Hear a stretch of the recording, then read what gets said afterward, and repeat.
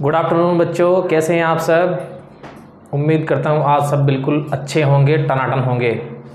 तो बच्चों, कल हमने बात की थी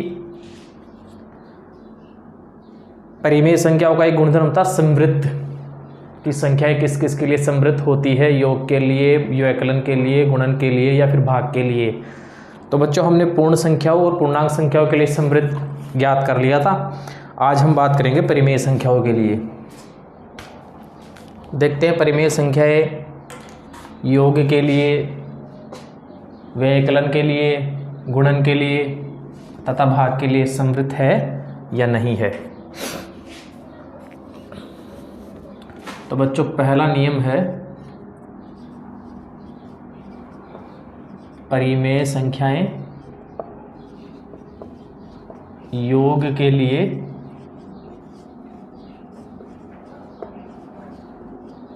समृद्ध है या नहीं है। तो बच्चों, इसमें हम देखते हैं, पहले हम दो परिमेय संख्याएं लेंगे और उनको जोड़कर देखेंगे कि आने वाला उत्तर परिमेय संख्या है या फिर और कोई, जैसे पूर्ण संख्या है, पूर्णांक संख्या है, इनमें से कोई है। तो बच्चों, इसके लिए हम एक उदाहरण लेते हैं। 3/4 एक परिमेय संख्या है, प्लस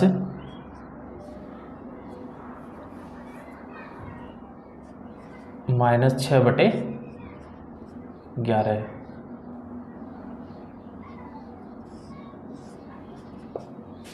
तो बच्चों, अगर इसको हम जोड़ेंगे 3/4 -6/11, बच्चों ये माइनस इस प्लस से गुणा हो जाएगा ब्रैकेट की वजह से, और दोनों मिलकर क्या बनाएंगे, माइनस का चिन्ह बनाएंगे। इसको अगर हम सॉल्व करें तो इन दोनों का लैसा आएगा बच्चों 44, यहाँ आएगा बच्चों 33 और यहाँ पे आएगा 24। 33 - 24 कितना हो गया बच्चों, 9/44। तो बच्चों, परिमेय संख्या योग के लिए समृद्ध है या नहीं है, ये हमें देखना था। हमने दो परिमेय संख्याएं ली, उनका जोड़ किया और जोड़ करने पे हमें प्राप्त हुआ एक परिमेय संख्या। अतः हम कह सकते हैं कि परिमेय संख्या भी योग के लिए समृद्ध होगी। बच्चों, दो परिमेय संख्याओं का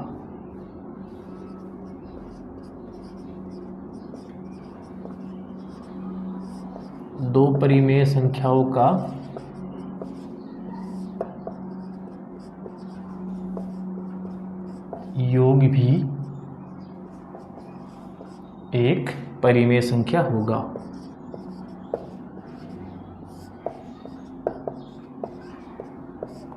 दो परिमेय संख्याओं का योग भी एक परिमेय संख्या होगी।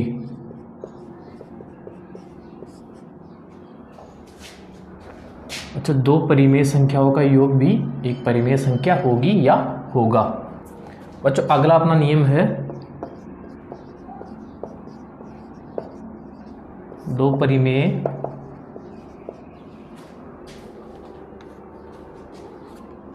दो परिमेय संख्याओं का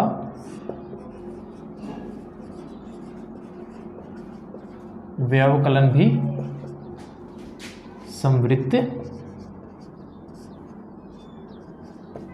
है या नहीं।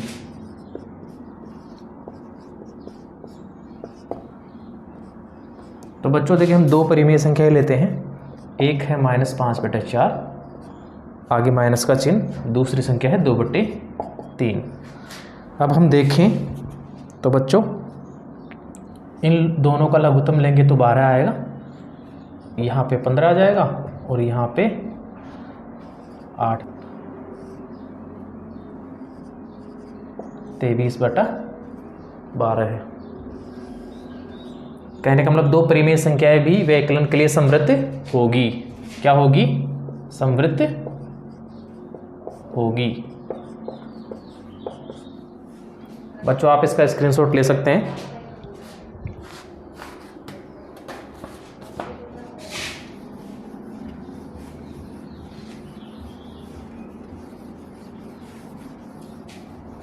तीसरा बिंदु है बच्चों परिमेय संख्याएं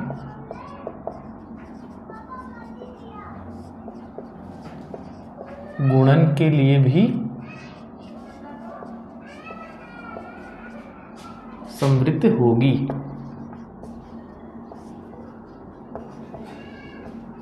परिमेय संख्या गुणन के लिए भी समृद्ध होगी। बच्चों ये आप खुद करके देखेंगे ताकि आपकी प्रैक्टिस भी हो जाए। इसी बहाने आप दो परिमेय संख्याएं लेंगे और उनका गुणा करके देखेंगे कि परिमेय संख्या को गुणा करने पर वह परिमेय संख्या प्राप्त होती है या नहीं होती है। अगर हमें परिमेय संख्याओं का गुणा करने पे परिमेय संख्या ही प्राप्त हो रही है तो परिमेय संख्या गुणन के लिए क्या होगी? समृद्ध होगी। चौथे बिंदु की अगर हम बात करें, परिमेय संख्याएं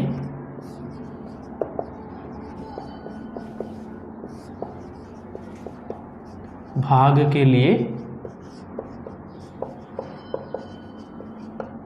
समृद्ध होगी या नहीं।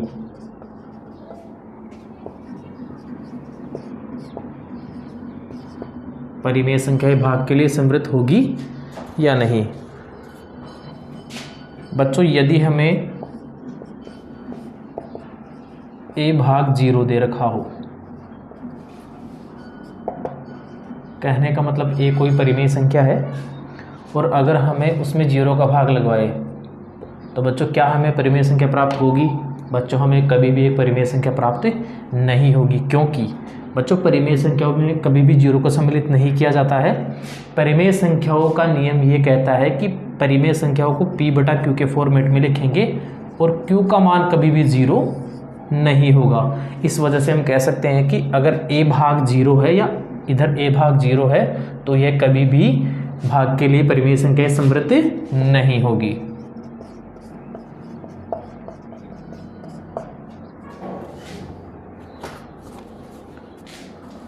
बच्चों अगला जो गुणधर्म है, आप चाहो तो इसका स्क्रीनशॉट ले सकते हैं।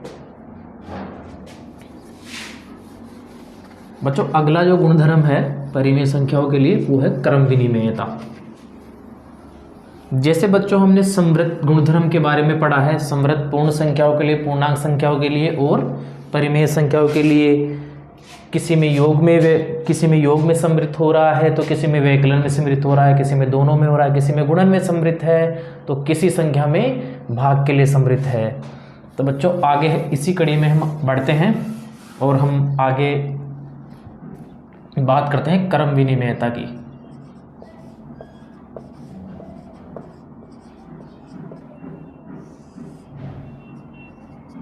किसकी बात करें बच्चों? क्रम विनिमेयता की। बच्चों क्रम विनिमेयता का सामान्य शाब्दिक अर्थ होता है क्रम का अंतरण या रूपांतरण।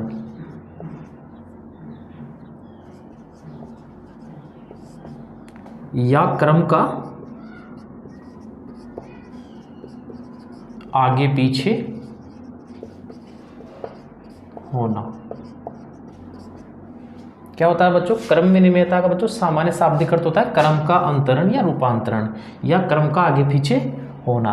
कहने का मतलब जो 1 नंबर पे था उसके बाद में 2 नंबर पे था, इजिकल टू लगा के 2 नंबर वाले को 1 नंबर पे कर देंगे और 1 नंबर वाले को 2 नंबर पे कर देंगे। जैसे बच्चों a + b ये कोई संख्या है, अगर हमें इसका क्रम विनिमय करने के लिए बोले तो हम क्या करेंगे? b को पहले लिख देंगे, बीच में जो चिन्ह है वैसा का वैसा और आगे a लगा देंगे, ये इसके लिए और ये इसके लिए। तो बच्चों इसी प्रकार से हम क्रम विनिमेयता का गुणधर्म जानेंगे पूर्ण संख्याओं के लिए, पूर्णांक संख्याओं के लिए और परिमेय संख्याओं के लिए। तो बच्चों अब देखते हैं हम क्रम विनिमेयता।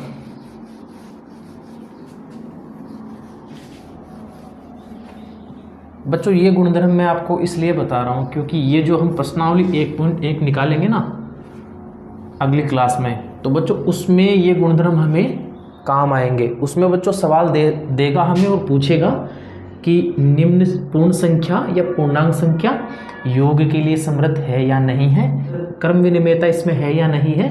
एक गुणधर्म हो आएगा बच्चों साहचर्यता का नियम। तो बच्चों यह गुणधर्म साहचर्य है या नहीं है, ऐसे हमें वो सवाल देगा और उन सवाल का हमें हल निकालना है। तो बच्चों इसीलिए मैं आपको ये गुणधर्म इतने बड़े फॉर्मेट में पढ़ा रहा हूँ। बच्चों अपना चैनल है VD मैथ्स पॉइंट। क्या है बच्चों? अपना चैनल है VD मैथ्स पॉइंट। आप इस पे रेगुलर जाके वीडियोस देख सकते हैं। जैसे जैसे टॉपिक बच्चों आगे बढ़ेगा वैसे वैसे मैं इसमें वीडियो अपलोड करता जाऊंगा और आपके लिए गणित को पढ़ना और भी आसान होता जाएगा। तो बच्चों आप यहाँ पे लाइक, सब्सक्राइब और कमेंट ज़रूर करें। बच्चों सब्सक्राइब करने से आपको क्या है, मेरी जो अपडेट है, मैं जो भी वीडियो डालूंगा वो आपको अपने अनुसार अपने नोटिफिकेशन में शो कर देगा। ठीक है बच्चों, तो आप इस चैनल को ज़रूर सब्सक्राइब करें ताकि आपको हर अपडेट मिलती रहे। चैनल है मेरा VD मैथ्स पॉइंट, VDMATHSPOINT। ठीक है बच्चों,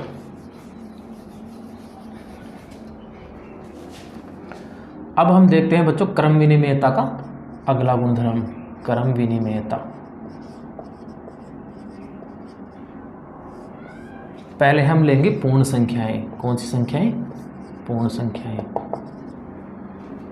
तो बच्चों कोई भी दो पूर्ण संख्याएं लेंगे और हम देखेंगे कि वो योग के लिए क्रम विनिमय है या नहीं है। बच्चों संक्रियाएं हमेशा चार ही होती हैं, जोड़, बाकी, गुणा और भाग। योग, व्यवकलन, गुणन और भाग। तो बच्चों हम देखेंगे पूर्ण संख्या योग के लिए क्रम विनिमय है या नहीं है।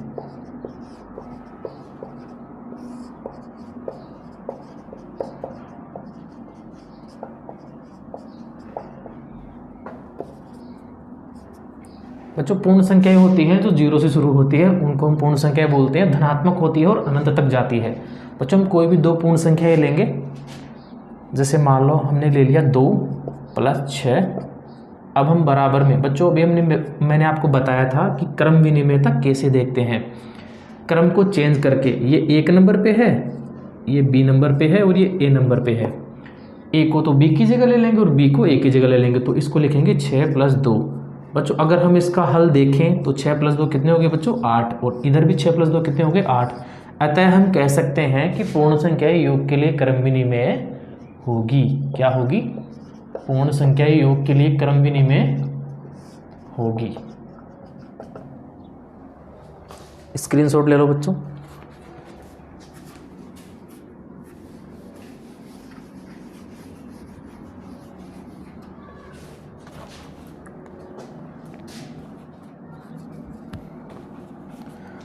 इसी प्रकार बच्चों में आगे देखें तो पूर्ण संख्याएं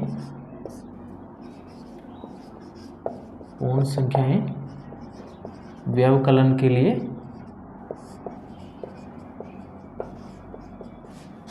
क्रम विनिमय होगी या नहीं।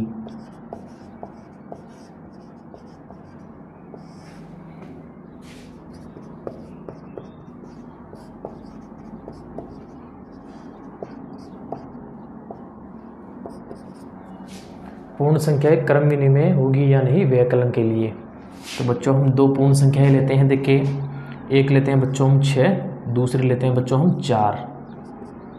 बराबर में बच्चों वही क्रम विनिमयता। तो 4 को पहले लिखेंगे, बीच में माइनस कर देना और 6 को बाद में। अगर हम इसको सोल्व करेंगे तो बच्चों यहाँ आएगा 2, और अगर बच्चों इसको सोल्व करेंगे तो यहाँ आएगा -2, क्योंकि बड़ी संख्या माइनस की है, छोटी संख्या प्लस की है। बड़ी संख्या में छोटी संख्या को हटा देंगे। बड़ी संख्या के साथ जो भी चिन्ह है वो हमेशा हल के साथ आता है। इधर 2 हो गया, इधर -2 हो गया, तो बच्चों ये मैच नहीं कर रहा ना। तो अतः हम कहेंगे कि पूर्ण संख्या व्यवकलन के लिए क्रम विनिमय नहीं होगी। ठीक है बच्चों।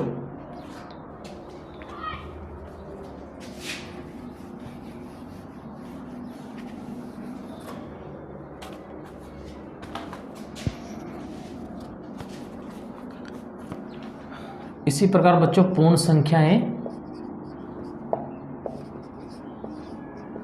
गुणन के लिए, पूर्ण संख्याएं गुणन के लिए क्रम विनिमय होगी या नहीं।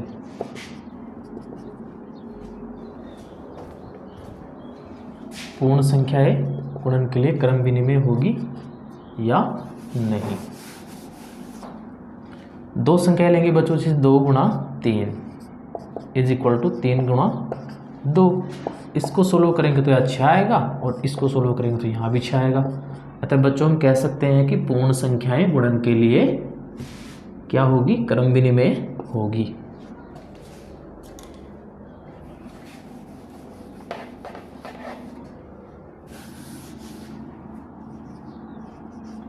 पूर्ण संख्याएं भाग के लिए क्रम विनिमय होगी या नहीं। पूर्ण संख्याएं भाग के लिए क्रम विनिमय होगी या नहीं। बच्चों हम दो पूर्ण संख्याएं लेंगे, 2, 6 इज इक्वल टू क्रम विनिमयता में बच्चों मैंने आपको बताया था कि जो ए होता है उसको बी की जगह ले लेते हैं और जो बी होता है उसको ए की जगह ले लेते हैं। तो यहाँ क्या लिखेंगे, 6/2। अगर हम इसको सोल्व करेंगे तो बच्चों यहाँ आएगा 1/3, इसको सोल्व करेंगे तो यहाँ आएगा 3। ये दोनों मैच नहीं हो रहे हैं, अतः हम कह सकते हैं कि पूर्ण संख्याएं भाग के लिए क्रम विनिमय नहीं होगी।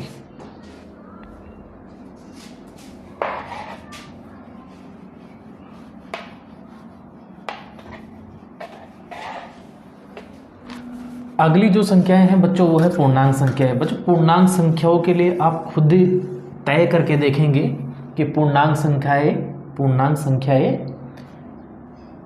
योग के लिए क्रम विनिमय है या नहीं है, भाग के लिए क्रम विनिमय है या नहीं है, गुणन के लिए क्रम विनिमय है या नहीं है और व्यवकलन के लिए क्रम विनिमय है या नहीं है।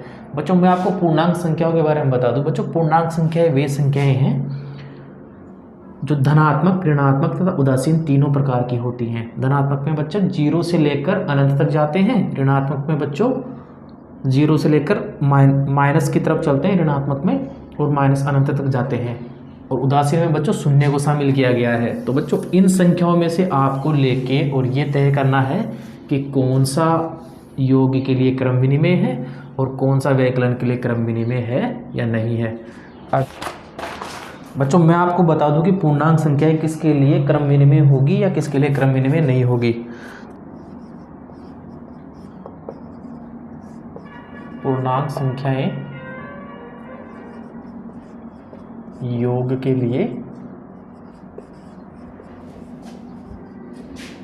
क्रम विनिमय होगी।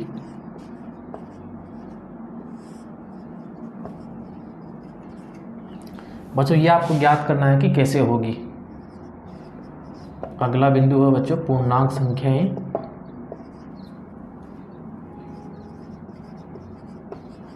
व्यवकलन के लिए क्रम विनिमय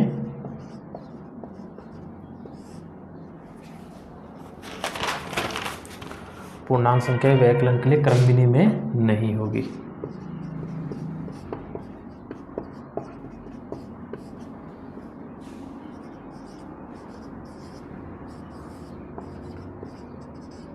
अगला है बच्चों पूर्णांक संख्याएं गुणन के लिए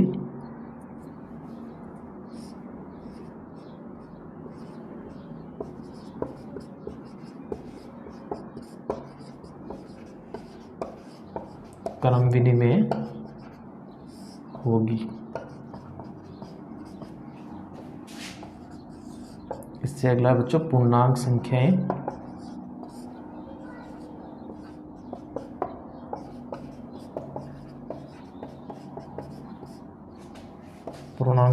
भाग के लिए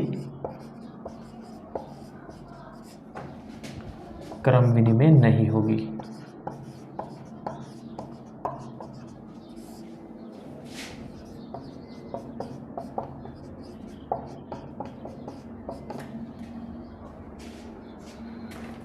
तो बच्चों ये चारों आपको खुद को ज्ञात करने हैं उदाहरण लेके। पूर्णांक संख्याएं योग के लिए क्रम विनिमय होगी, बता दिया है मैंने कि योग के लिए क्रम विनिमय होगी। अब कैसे होगी ये आपको ज्ञात करना है बच्चों।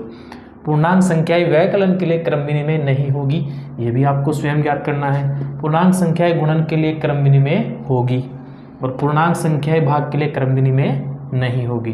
तो बच्चों ये चारों आपको स्वयं से ज्ञात करना है।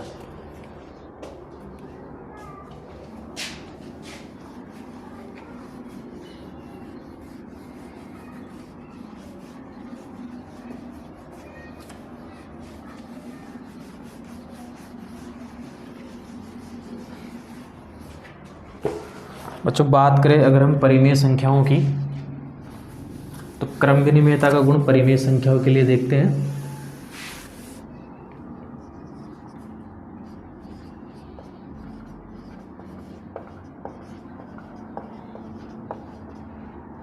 क्रम विनिमेयता परिमेय संख्याओं के लिए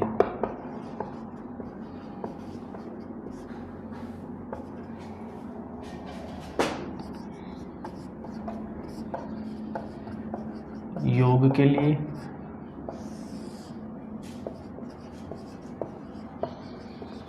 व्याकलन के लिए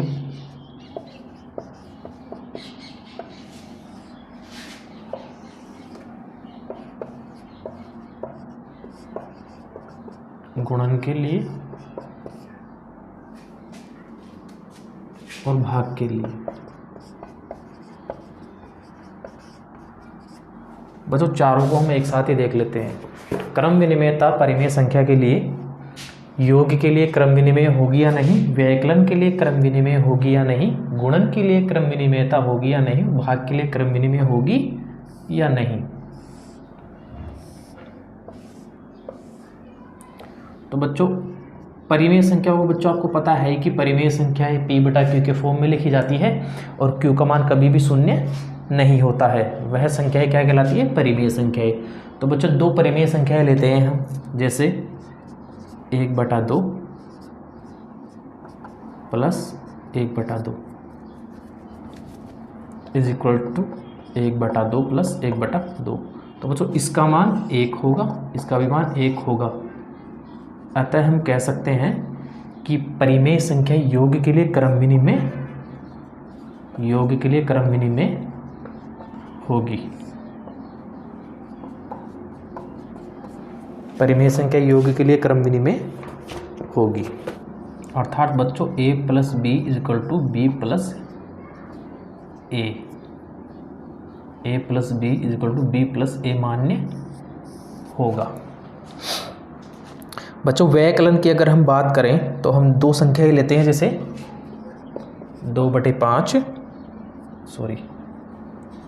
2/3 minus 5/4 is equals to 5/4 minus 2/3। अगर बच्चों हम इसको सोल्व करते हैं तो इसका लघुत्तम बच्चों हमारे पास 12 आएगा। 3 चौक 12, 4 दूनी 8, 4 तिया 12, 3 पंजे 15 इज इक्वल टू, इधर भी लैसे वही आएगा 12, 3 पंजे 15 माइनस 3 चौक 12 और 4 दूनी 8। इधर तो आएगा बच्चों माइनस 7/12 और इधर आएगा 7/12। तो बच्चों दोनों संख्याएं मैच नहीं हो रही है, अतः हम कह सकते हैं कि व्यकलन के लिए क्रम विनिमेयता नहीं, परिमेय संख्याओं में व्यकलन के लिए क्रम विनिमेयता नहीं होगी। समझ रहे हो बच्चों? क्रम विनिमेयता परिमेय संख्याओं में व्यकलन के लिए मान्य नहीं होगी। अगर हम बच्चों गुणन की बात करें तो गुणन में हम दो संख्याएं लेते हैं बच्चों से, जैसे हमने ली 10/11 गुणा 3/12 इज इक्वल टू 3/12 गुणा 10/11। 12 एकम, नीचे इसको इससे गुणा करेंगे, 12 एकम 12, 12 एकम 12 और 1 13, 132। 10 को 3 से गुणा करेंगे 30, इधर भी बच्चों 30/132 आ जाएगा। अतः हम कह सकते हैं कि परिमेय संख्या गुणन के लिए क्रम विनिमेय होगी। भाग की अगर हम बच्चों बात करें तो क्रम विनिमेयता परिमेय संख्या भाग के लिए क्रम विनिमेय होगी या नहीं होगी। बच्चों हम दो संख्याएं लेते हैं, जैसे हम उदाहरण लेते हैं 6/4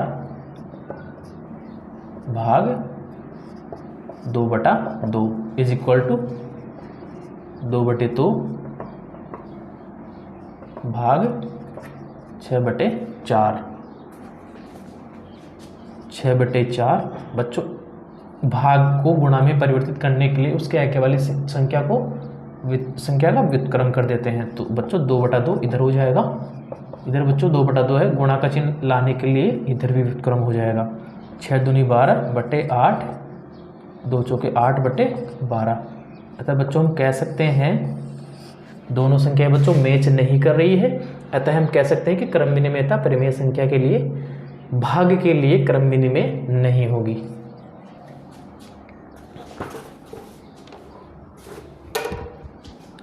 ठीक है बच्चों, आज के लिए इतना ही बहुत है। अगला गुणधर्म हम नेक्स्ट क्लास में देखेंगे। धन्यवाद।